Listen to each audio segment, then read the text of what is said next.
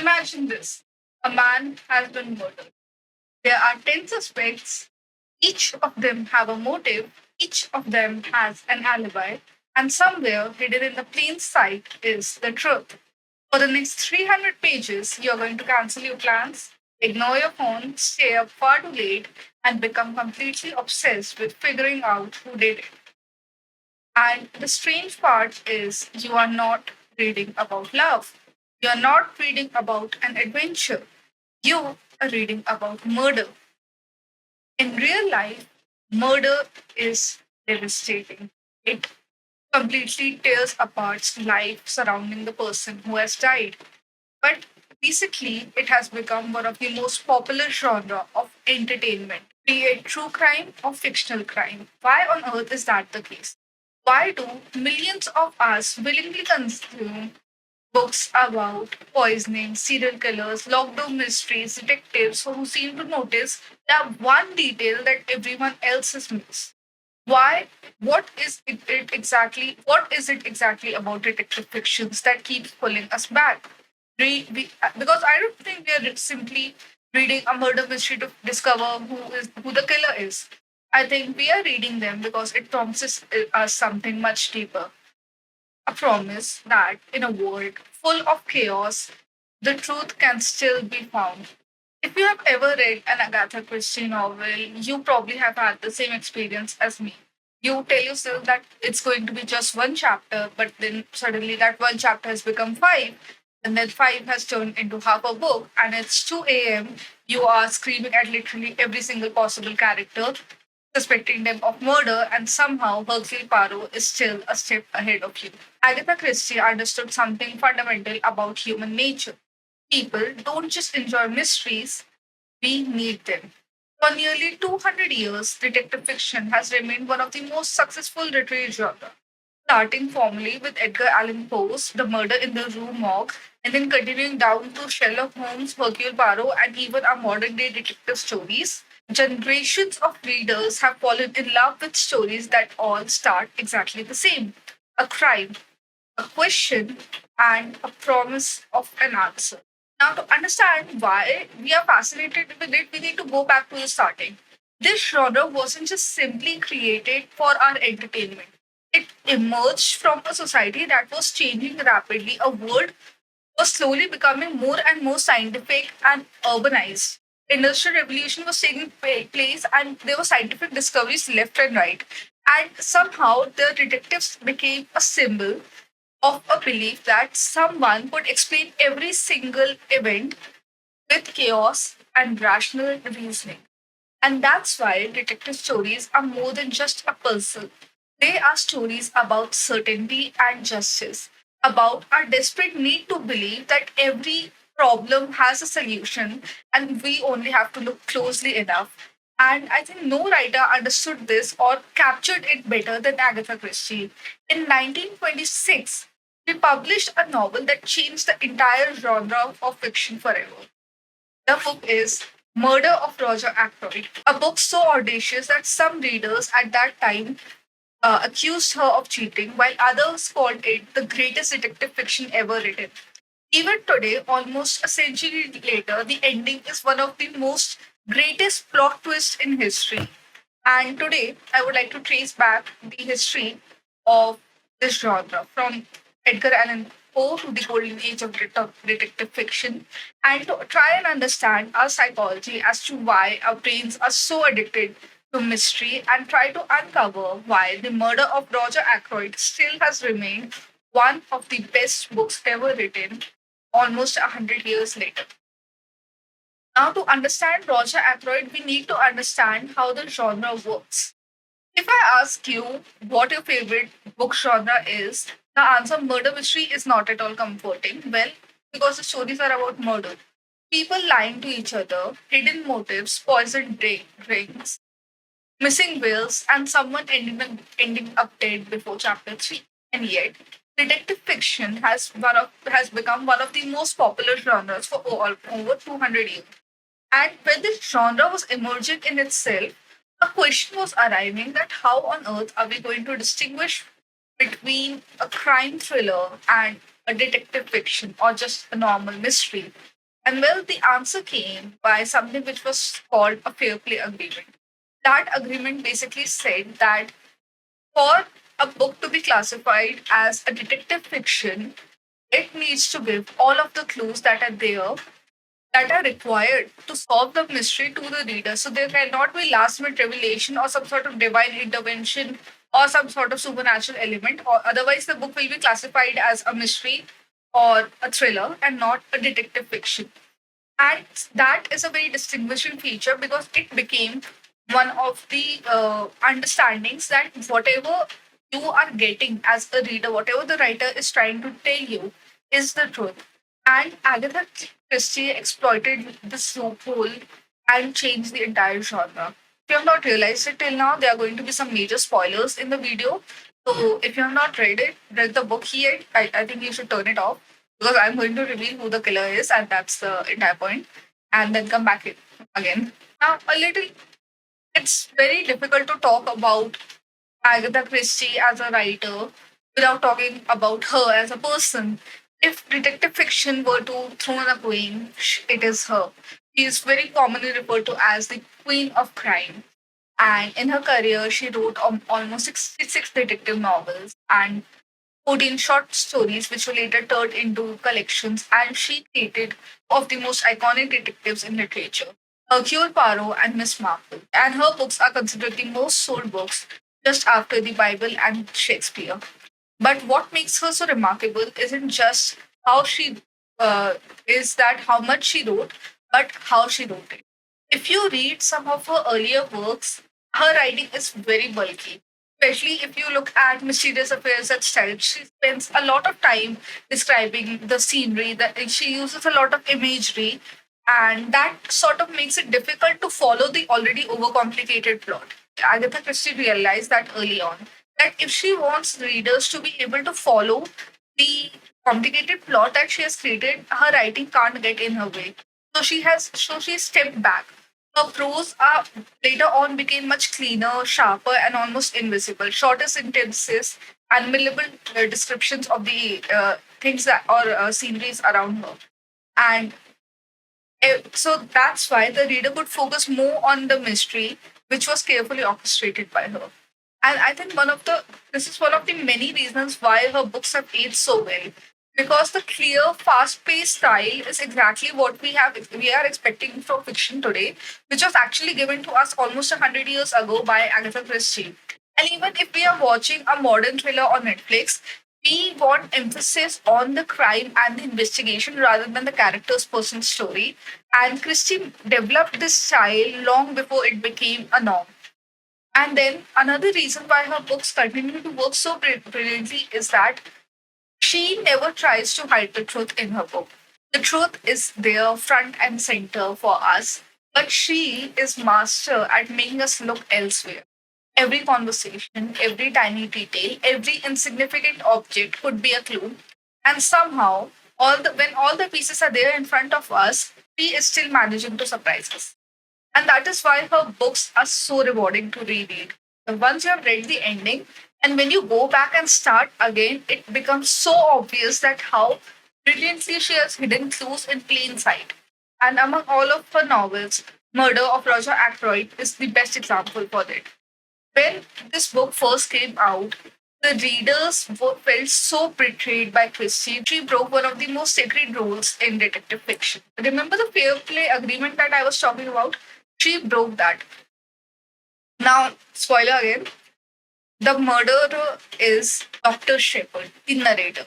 And he is the one who is presenting us with all the information throughout the novel. Now, coming to the book, the story of the book takes place inside a quiet English village of King's Abbot, a place where everyone seems to know everyone's business. And it is the kind of village which feels quite peaceful on the surface, but underneath all of that is gossip, secrets, and long buried resentment. The novel opens with a sudden death of Mrs. Ferrars, a very wealthy widow. The official verdict is suicide, but rumors soon begin to spread that she was being blackmailed by someone and that her death isn't quite as straightforward as it appears. The very next evening, Roger Ackroyd, one of the wealthiest and most respected men in the village, and someone who is very closely related to Mrs. Ferrars, is found dead, murdered in his study. And just like that, everyone becomes a suspect. Family members, friends, business associates, each person has something to hide, and almost everyone looks like have a motive which is big enough to want Ackroyd dead. And fortunately for the village, Hercule Poirot has recently retired there, and he is hoping to spend most of his days growing vegetable marrows rather than solving crimes. But often is the case, retirement doesn't last very long for him. Joined by the village doctor, Dr. Shepherd, who is both Poirot's companion and the novel's narrator, Poirot begins to untangle this web that Agatha Christie has spun. At first, the mystery seems almost impossible to solve because each new clue raises 10 more questions instead of answering one. Every suspect has a convincing motive, and Christie constantly shifts our focus from one person to another. And this is one of the reasons why this novel has become a classic. It is not just a brilliantly constructed mystery, it is a masterclass on how to control what your readers are seeing, what they assume, and most importantly, what to completely overlook. Before we can appreciate what Christie does in this book, we need to talk about a literary device called the unreliable narrator. Despite the popular belief, Christie wasn't the one who invented the unreliable narrator. Writers have long been experimenting with the idea. Before Murder of Roger Ackroyd, we had Edgar Allan Poe, who wrote stories about characters who are slowly losing their sanity, who are not quite honest and cannot be trusted. And then later we have writers like Henry James, who explored narrators whose perception of reality was quite subjective. So the idea itself wasn't new. But what Christie did was she took this unreliable narrative form and she added it to detective fiction, a genre which was built on the relationship of the author and the reader. Normally, when we're reading a mystery, we instinctively trust the narrator that they might not know everything, but whatever they know, they are telling us. And we assume that they are playing fair.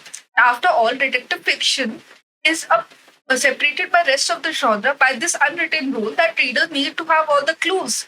And unreliable narrator kind of complicates that contract because instead of simply hiding the clues among a dozen suspects, the story itself becomes a question. And the interesting thing is the unreliable narrator never breaks the fair play agreement. Sometimes they manipulate us by simply choosing what to mention and what to leave out. And to further explain my point, I have a passage from the book that I would like to read to you. It was a quarter past 10 as we went up the stairs. I had just reached the top when the telephone rang in the hall just below. I ran down the stairs and took up the receiver. What? I said. What? Certainly, I will come at once. I ran up the stairs, caught up my bag, and stuffed a few extra dressings into it. Parker telephoning, I shouted. Caroline, from Trendy. They have just found Roger Ackroyd murdered. Notice something? In this passage is one of my favorite ones from the book because this so skillfully Agatha Christie implants the idea that Dr. Shepherd is unreliable by making it seem completely obvious. Nowhere in this passage does Dr. James Shepherd say that someone else was there on the other side of the line, that someone answered the call from the other side. Technically, he's lying, but this is a stage call. And this is the brilliance of Agatha Christie that I want people to appreciate much more. That the way she writes, it is so brilliant. I'm like a fangirl, and I am. But the way she writes, it is so brilliant that you will not know when you are being manipulated by her and when she is technically telling you the truth while hiding out the most crucial pieces of information. Later on, we get to know that this call was staged via a dictaphone. And dictaphone was at that time one of the latest inventions. Like it wasn't something that existed everywhere. So Christie was up to date with time, and it makes me believe that if she was alive now, she would have written many ways how you can easily evade CCTV cameras or full forensic science as well. And this is one of the many reasons why we need to appreciate her more. As readers, we naturally try to fill in the gaps that Christie creates with our own assumptions. We connect the dots in which it seems logical, like with the phone call. We just naturally assume that there is going to be someone on the other side of the line without realizing that we have guided in the wrong direction while we are still following a logical chain of reasoning. And this is exactly why the unreliable narrator is so effective. They don't just deceive the character, but they deceive the readers as well. And in 1920s, readers have become comfortable with the conviction of detective fiction. They trusted the narrator, they trusted the clues, and they understood the game. And Christie realized that those expectations would become the greatest misdirection of them all. She didn't create the unreliable narrator, but she reinvented what this unreliable narrator is capable of doing. Rather than using this unreliable narrator to explore psychological instabilities, like many of the earlier writers have done, Christie transformed this into a engine of detective puzzle. Suddenly, the narrator wasn't just telling us a story, they were becoming part of the mystery itself. It looks like a quite simple idea now, but in 1926 it was revolutionary, and it forever changed what readers expected from detective fiction. And now, after all of this, we are back to the question that we started with. Why on earth do we love murder mysteries so much? After all, they are tragedies. Someone dies, families are torn apart, almost everyone has a secret to hide, and on paper, this all should be deeply unsettling. And yet, millions of people find it comforting. And I think the answer lies in the fact that detective fiction isn't just about the murder, it is about order. A murder is the greatest form of chaos imaginable. One moment, everything's normal, and the next, the world is flipped upside down. Trust disappears, everyone becomes suspicious, and nothing makes sense anymore. And the detective, like a knight in shining armor, comes along and is responsible to restore the order, not just to catch the killer. By the end of the chapter, by the end of the book, every clue has a place. Every lie is uncovered. Every mystery has an answer, and there's a sense that the world is put back together again. And that is exactly what we crave in this world filled with uncertainty and chaos. Because in real life, real crimes go unsolved, people lie, questions remain unanswered, and sometimes we never get closure. Detective fiction gives us something reality often can't, certainty. It is there's also something very satisfying about solving a puzzle. Our brains are literally wired to look for patterns, and that is why we try to recognize faces in the clouds, and we enjoy escape rooms, and some of us do crossword puzzles every morning. A detective novel taps into the same instinct. Every chapter feels like another piece of jigsaw puzzle. Every clue gives us the thrill of believing that we are one step closer to the answer. And then there's the race between the author and the reader. Who can solve it first? And then there's the race between the detective and the reader. Who can solve it first? Unlike other genres, detective fiction asks us to get involved with the story. And Christie asks us a question. I have hid the truth in plain sight. Can we find it before Hercule Poirot? Sometimes we can. And in most cases, especially in Christie's, we can't. But that is the part of the fun. Finally, I think detective fiction reassures us in a way that we fail to recognize. It suggests us that no matter how complicated the mystery is, truth exists and someone is paying attention to it. Every action leaves a trace. Every lie will eventually contradict itself. And if you're patient enough and observant enough, the pieces will eventually fall together. And maybe that's why we keep returning back to this story. Not because we enjoy murder, but because we enjoy the understanding. Because for a few hundred pages, detective fiction lets us believe that reason is stronger than chaos, that justice is still possible, and that every mystery, no matter how impossible, can eventually be solved. And that's all I have for today. Thank you so much for listening. If you feel like I have missed anything, feel free to add it in the comments down below. Or if you want to add anything to the conversation, let me know.